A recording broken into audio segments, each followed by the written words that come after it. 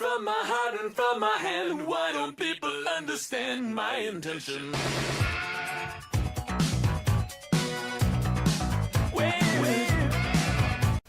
Hello and welcome to the second episode of the youth experiment here in the British Virgin Islands, where I suppose I should go into the British Virgin Islands. They're 151st in the world. Highest they've been is 138th, which is actually decent considering you look at this point here. I mean, they were the worst team in the world at one point, so you know, doing well. Oh, this guy, he's English. But born in the British Virgin Islands though, playing for Puerto Rico in the second division apparently.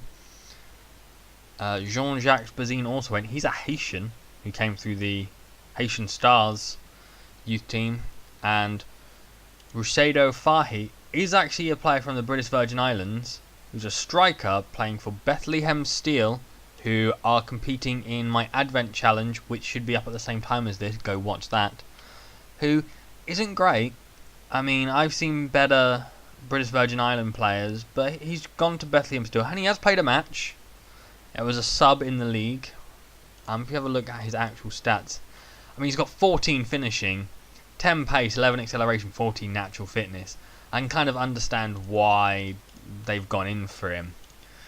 Yeah, so their best players are Junior Farrell, apparently. This guy is their best player. 66.91, that's decent. But I mean, they're all given perfect youth facilities. 60-100, I mean the 100 is decent. That would be about conference level. And for Prince, how good is this guy? This guy is 65.82. I mean, it's a little disappointing. I mean, one thing I have noticed is that they're all still amateur, which is a little odd because like this club has 139,787 in the bank balance, which to me, I mean, you can now ask to go same professional. I would ask to go same professional. You get say a $5,000 wage budget a month or whatever. I mean, it wouldn't be great, but I mean, you make 25,000 off winning the league, and they've won the league quite a bit since the experiment started. Basically, other than 1 year when Sugar Boys won it, Islanders have walked the leagues, it seems.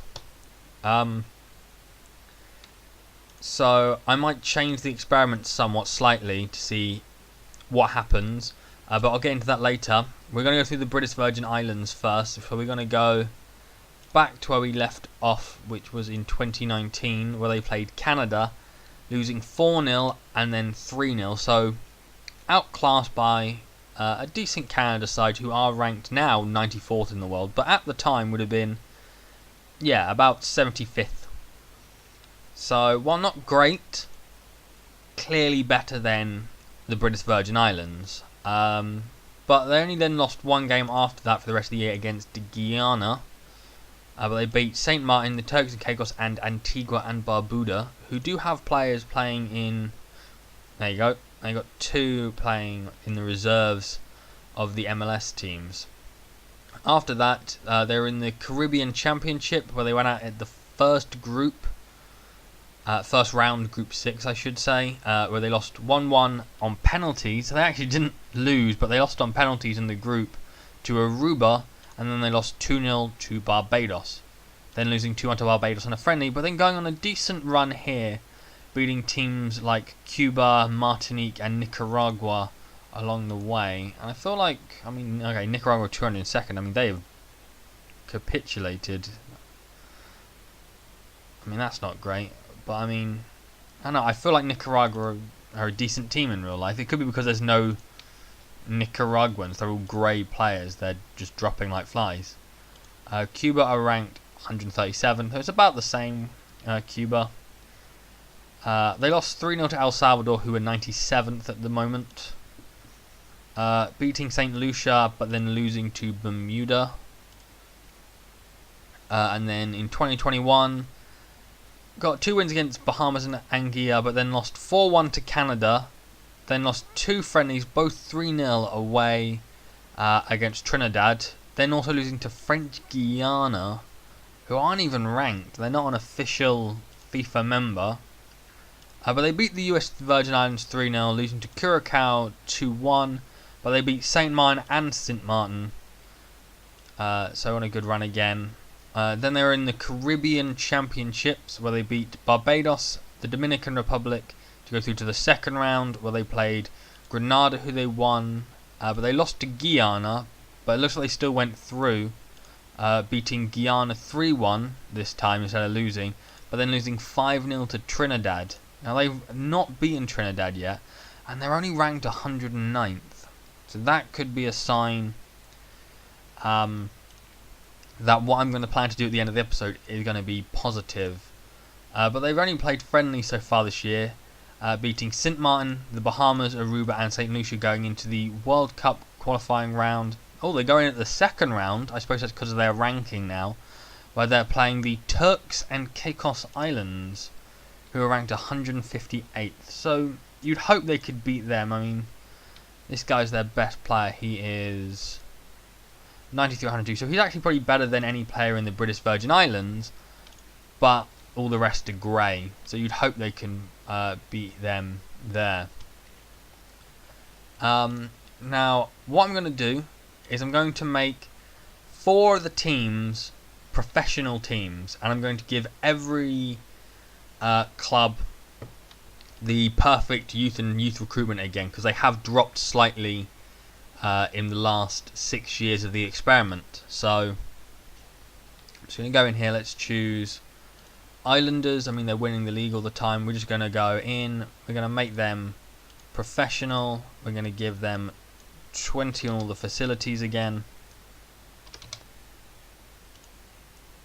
So that should hopefully mean that they're producing better youth players coming through. We're going to go to One Love, because I think that's a great name. We'll make them professional. Give them perfect facilities again. And I will give them any money they need to obviously stay professional, but I don't want them buying lots of players. I would rather they actually use the youth system that's in place, because that's the whole point of the experiment. I'm not going to start giving every team in the British Virgin Islands a crap ton of money. And we'll give Ball Stars as well, professional and perfect facilities. So hopefully what that should do is they'll start producing better quality players in their youth sides, because they'll be professional football teams.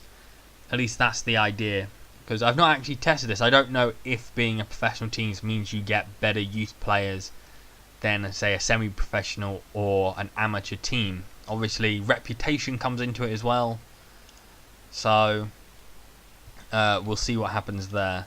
One thing I have noticed is that the Haitian Stars create Haitian players, so all the players that come through their academy are Haitians and not people from the British Virgin Islands. So rather ironically, Haiti have been getting some use out of this as well, where they've managed to reach up to 79th and are currently 82nd. So that's a side note for people. So I'm not actually going to change the Haitian Stars, because like I said, they're creating Haitians, which is not the point of the experiment. So yeah, we'll just have to go through, give them the perfect situation. So I kind of want to see the difference. You know, the players coming through the Panthers Youth Academy, are they going to be worse than the ones coming out of, you know, the Islanders Academy now, or are they still going to be about the same?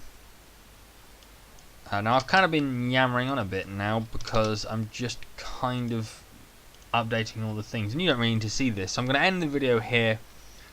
Thank you so much for watching. Please like and subscribe. Go and watch my other series I'm doing right now, which is the Advent Calendar Challenge, which will be running until Christmas Eve. where very uniquely, well, not very uniquely, because every other FM YouTuber seems to want to do it this year after there was only one series of it last year.